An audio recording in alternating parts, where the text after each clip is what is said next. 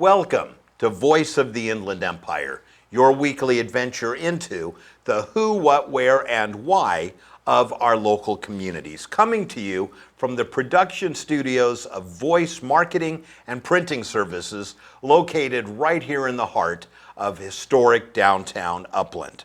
And we want to do a special thank you to our landlord, TMP Enterprises, and our realtor, Diana Kissling, who you'll be meeting later in the show. If you've ever thought about opening or moving your business to beautiful historic downtown Upland or anywhere in Upland, give Diana a call at 909-264-9227. Now, today we are joined by Edward Ornelas, who is the president of the Inland Empire Regional Chamber of Commerce. And it's going to be a fascinating discussion. What is the difference between a local city-based chamber and a regional chamber? And does one maybe make more sense for you or the other, or maybe both? Those are all questions we're going to be asking, and the answers we'll be finding out together. It's going to be a great show, so don't go away. We will be right back.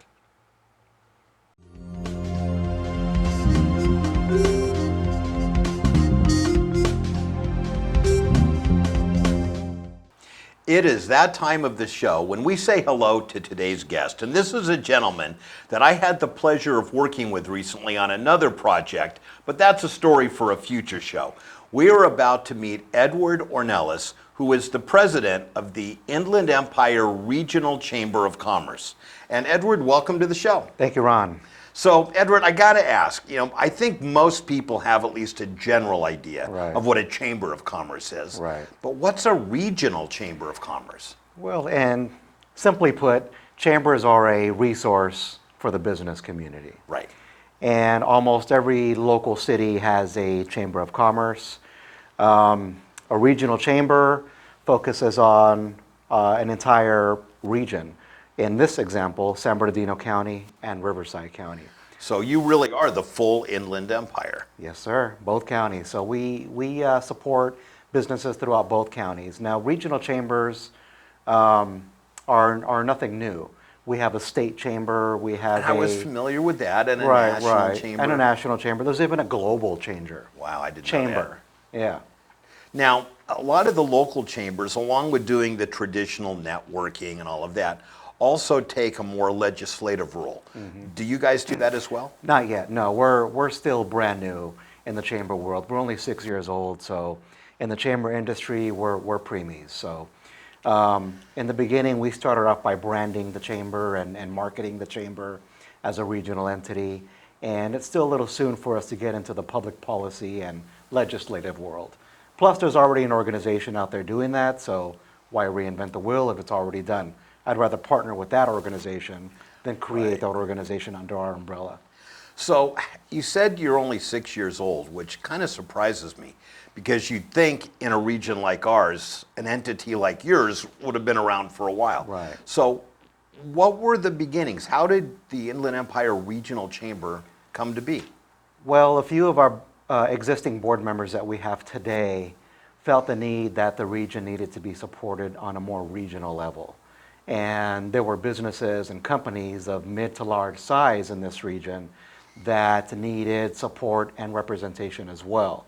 So where your local city chambers tend to focus on small business, yes, which is very important, the regional chamber tends to focus on the mid to large size enterprises within the region. Companies that have multiple locations spread out throughout San Bernardino County and or Riverside County. Those are companies that are ideal for a regional business organization. And you see, that makes sense, because I think most people would agree that the majority of local chambers are made up by smaller businesses. Now, if there's bigger businesses within the community, yes, they're probably members of the chamber, but also they're probably not active members of the chamber. Whereas an entity like yours, they're going to be rubbing elbows, so to speak, with other large players within the industry that they have more in common with. Yeah, that's absolutely right. And the local city chambers play a major role in small business for their area, and we play a role as well. And there are times where we do collaborate with other local city chambers and come together and, create mutual beneficial events, networking events, galas, and whatnot. I wish I would have known, or I wish you would have existed when I started my business years ago, because I was involved with several local chambers, but the people that were attending these events were typically not my customers. Right. So I had to join things like I got on the board of the Red Cross, the American Heart Association, Right. where I was dealing with other C-level executives. Exactly. And that was how I met the kind of people that it would have been much easier to meet had you Right. been in existence Yeah, then. and So shame on you for not existing. yeah, well, I apologize, Thank you. But that's exactly who we focus on. The majority of our membership are your C-level executives running those bigger companies throughout the region. So when we have events or networking events or workshops or seminars, these are the individuals you can expect to meet. And Right. our members love it because they get to rub elbows and meet with like-minded Exactly. executives. That's perfect. Now we're going to take a quick break, but when we come back, I Sure. want to learn a little bit about how you moved into the position that you're in and talk about what some of those events, galas, and even membership looks like. So don't go away. The best part of this conversation is yet to come. We'll be right back.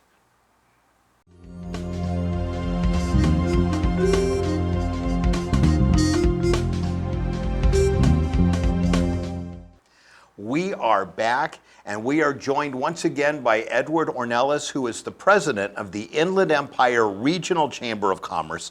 And Edward, in the last segment, you kind of shared with us in general terms what a regional chamber is and how that differs actually a lot from the local chambers.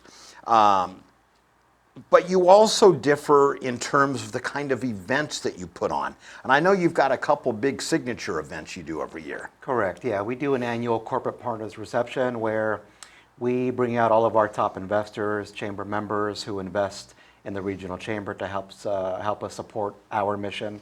So every year we show them a little thank you, and we do it right and throw an annual corporate partners Oh, I reception. bet it's a big bash. Yeah, we're I have a talking quarter filet that I mignon, can we're kick in. talking all that. Ooh, You have a quarter? I have a quarter I can All kick right. in. Can I be one of your big corporate investors?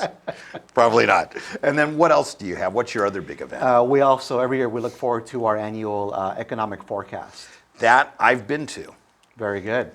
Very good. Those are extremely educational. I recommend anybody in business learn about your local economics and how it's affecting your local area. Yeah, which, is the economics are not only changing almost daily nationally, but really they're constantly shifting right here in the Inland Empire. Absolutely. Yeah, good thing for us. We're on Yes. that kind of a trajectory, so it's pretty amazing. The airport's back under local control, so things are looking really good for the Inland Empire. And we still have dirt.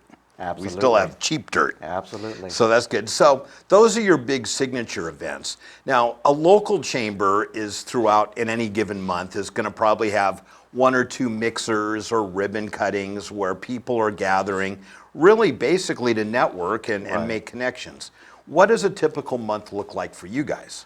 Well, a typical month for us is supporting our membership. So I tell our members all the time, think of us as your external marketing department. So whatever their initiatives are, those become our initiatives. So we get with them and we say, hey, how do we bring your initiative to our membership and to the business community? And we will strategize on organizing a workshop, seminar, event, or a large-scale networking event behind that particular initiative to get that word out. So give me an example.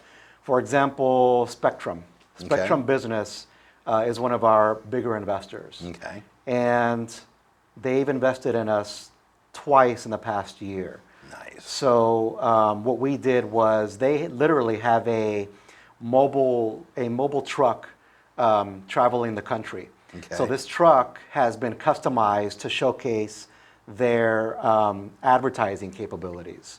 Okay. So this truck came to the Inland Empire Oh, nice. earlier in the year. So it skipped Los Angeles, it skipped Orange County, it came here to the Inland Empire. Wow. So they utilized the regional chamber to host that event with them. So we did it at a winery.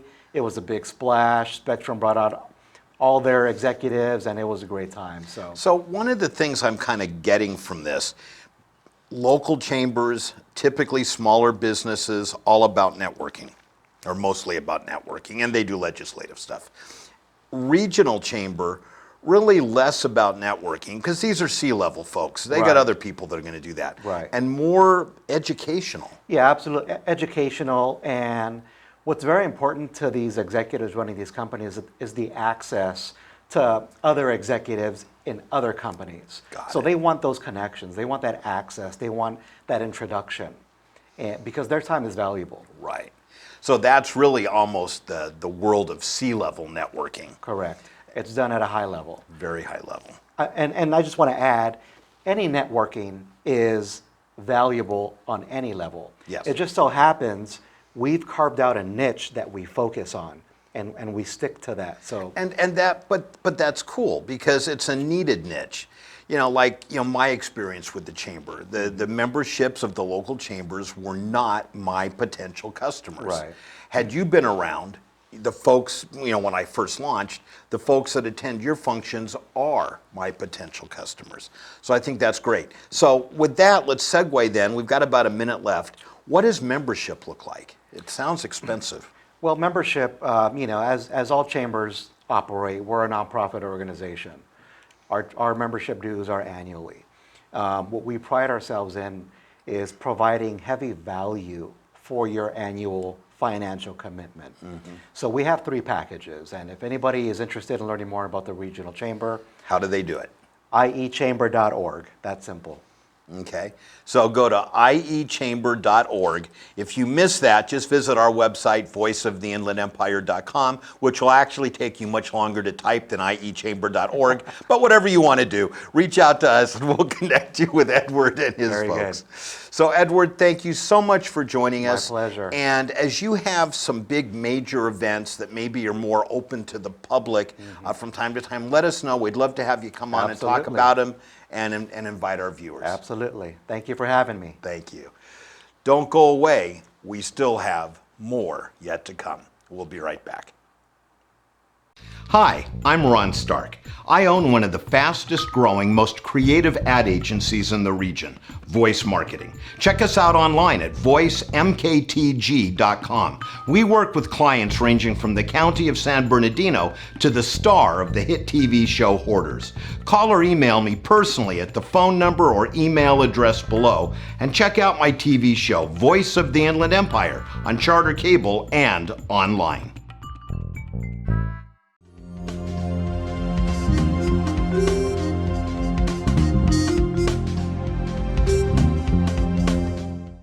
All right, it's always so cool when we have a guest and we do a really popular show, and then we get to have that guest back on for a series of shorter segments.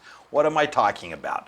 We recently had Richard Crumwoody, who is the winemaker and owner of Sycamore Ranch Vineyard and Winery in Crestline, California. And you were on just a couple weeks ago, Richard, and we're thrilled that you're back.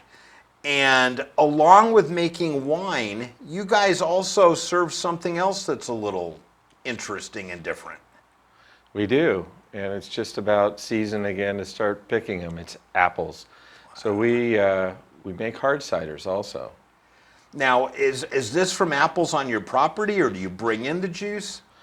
No, we're lucky enough that where we live, I'm sure you've heard of Oak Glen above Yucaipa. Who hasn't? So Dark Canyon, where our winery is, used to be a big apple growing region. I think there were over 100 acres of apples there at one time. I did not know that. When we bought our original property, there were 900-year-old trees on it. And we started kind of pruning them and nursing them back. And before I ever got into winemaking, just for fun, we started fermenting the apple juice. And we were making apple wine with it, and then I started carbonating it in the bottles and kind of like beer. So And this it was turned out even really before well. wine then? Yeah, way before wine. Wow. And now you guys sell this at the winery, and I'm assuming it's on your tasting menu as well. It is.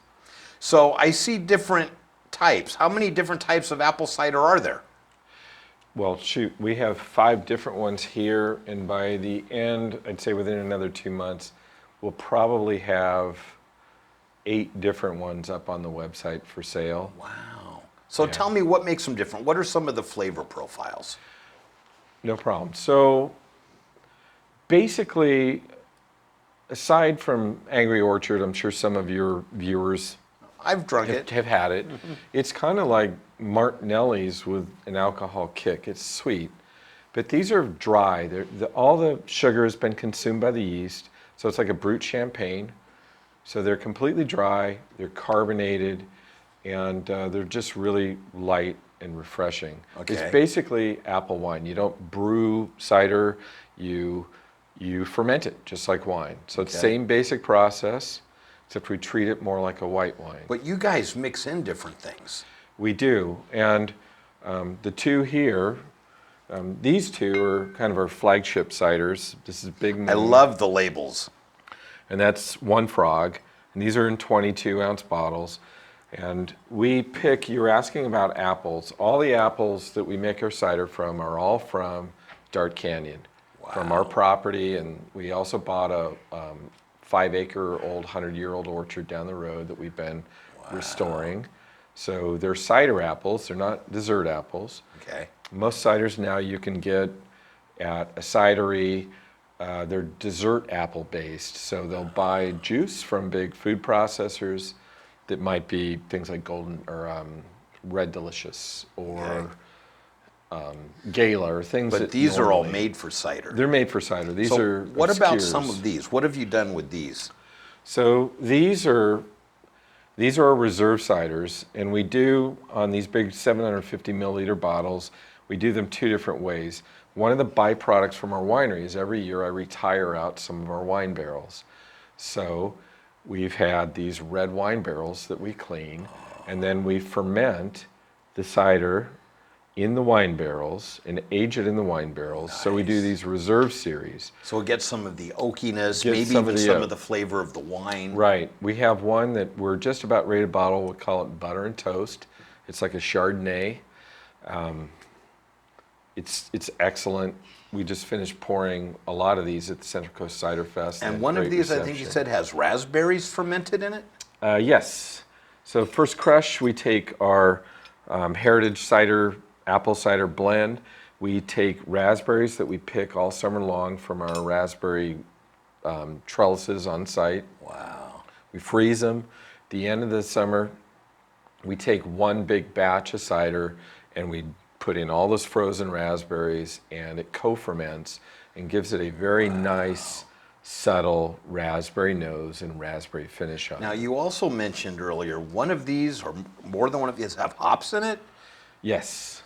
The One Frog has Citra beer hops in it, so it gives it kind of a nice grapefruit aromas, a little bit more bitterness to it. It's very popular with people who like beer, and I really like it. And then you were telling me one is kind of a little more soury. Right. And we have kind of fun with the names on these. So this one is called Sucker Pucker Pow. I guess that would be soury. Yeah. And this one, we took Arkansas Black. It's 50% Arkansas Black, 50% Granny Smith, and we grated. Gosh, it was almost 4 pounds of fresh ginger, and we co-fermented the 2 of those together. And then once that was finished, we dry hopped it again with beer hops, but this time with lemon drop hops, which gives it kind of a really nice ginger cider. Almost. All right, well, ginger we only 7-Up. have about 30 seconds left. Do we get to try one? Oh yeah. What should we try? Well, I think we should try 2. Can we try 2? Okay, we have to do it quickly, Okay, though. all right. So we'll try first the Big Moon, just so you can see. Oh, wrong one. Big Moon, just so you can see what a base. What the Okay, so base this is like. just a traditional On apple sta- cider. on stainless steel. Like I said, it should kind of remind you a little bit of a dry champagne. Okay. Little apple nose on it. So you get the essence of the apple, but it doesn't clobber you over the head with sweetness. Oh, I can't handle my cider. That is really good, though. And you're right, it isn't overly sweet at all. No.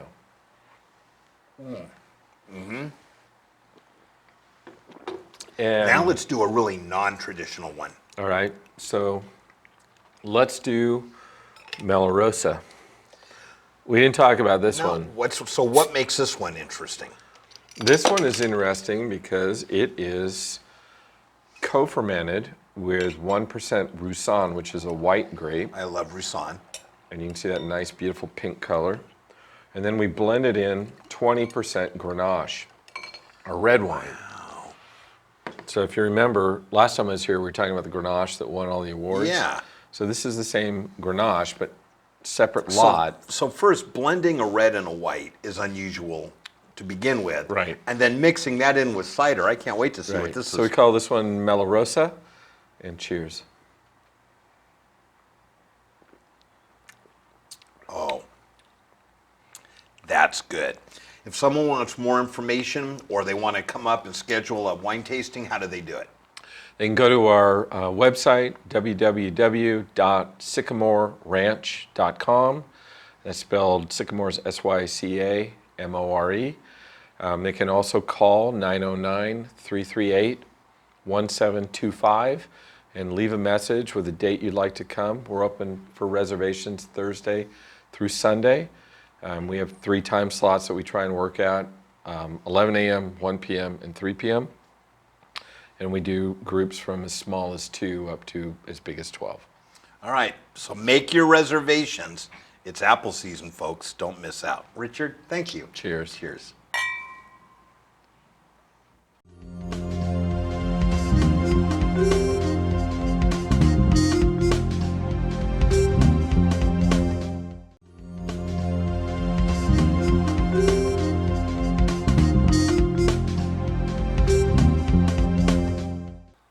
It is always so much fun when I get to invite a friend to come on the show.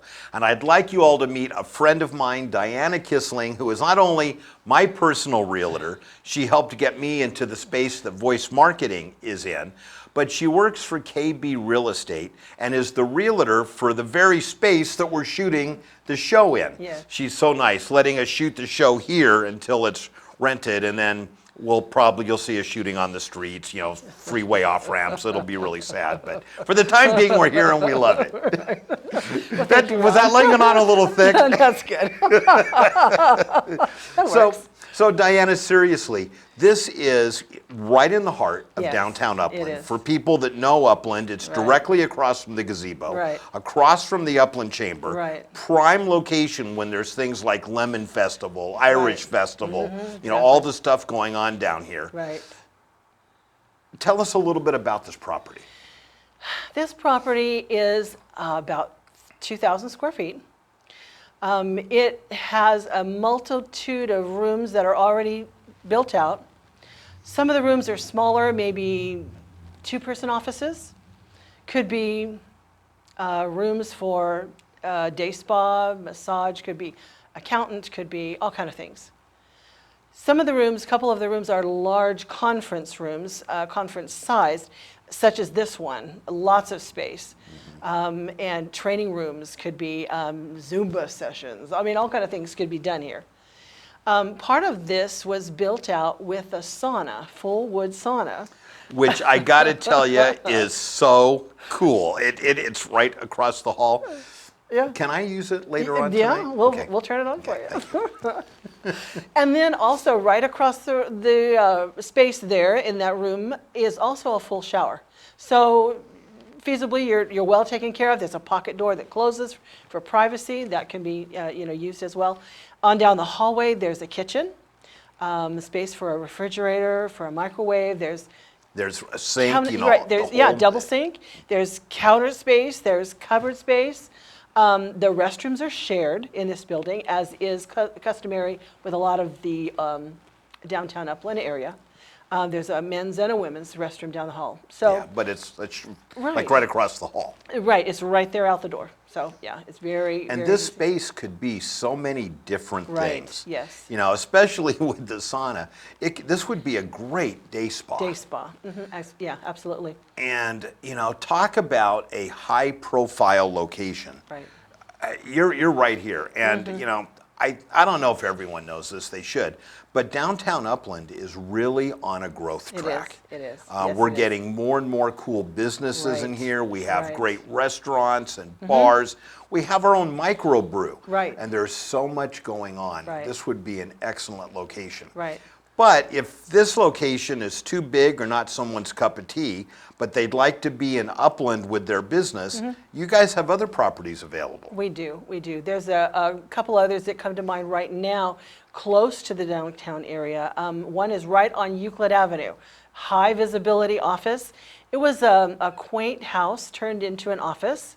It's got, it's a 2-story. There's 8 rooms downstairs, nice size rooms too. How big is this place? It's like 3,000 square feet. Wow. 2-story. Could someone like live upstairs and do offices downstairs or vice versa? If the city would permit that, they probably could. There's enough Wow. space upstairs.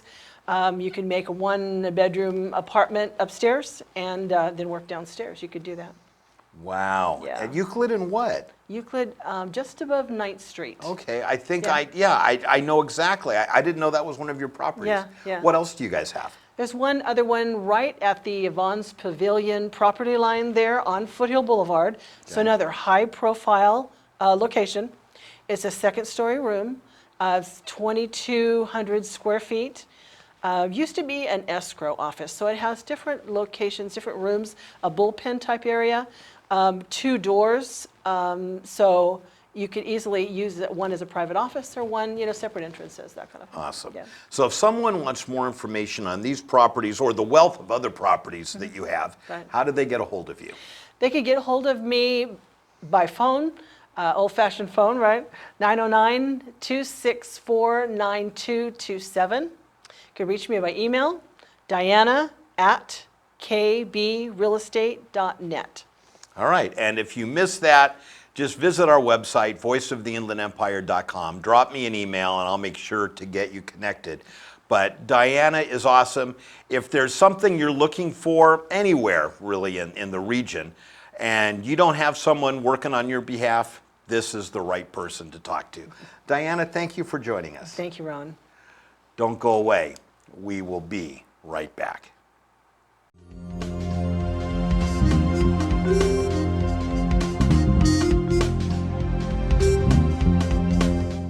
What a great show. I so enjoyed chatting with all of our guests, and I particularly want to thank you for tuning in and joining us.